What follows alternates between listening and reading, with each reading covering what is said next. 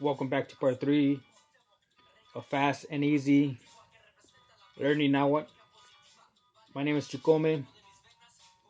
I'll be your teacher. So let's begin with the first um, phrases. The first one will be Makwali Tlenesi, which means good morning. The second will be Kenti Mawika,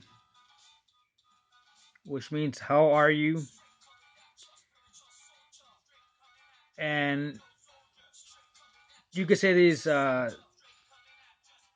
Gentika as well, which means same thing. Uh, the next one will be Newa Nimishika, which means I am Mexican. The last one will be Tlasukamati or Tlasukama, which means thank you. That being said, Tlasukamati Wamiak, thank you very much.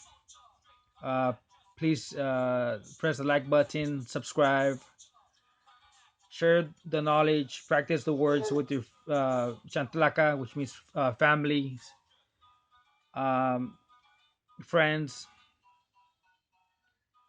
and again, thank you. Until next time.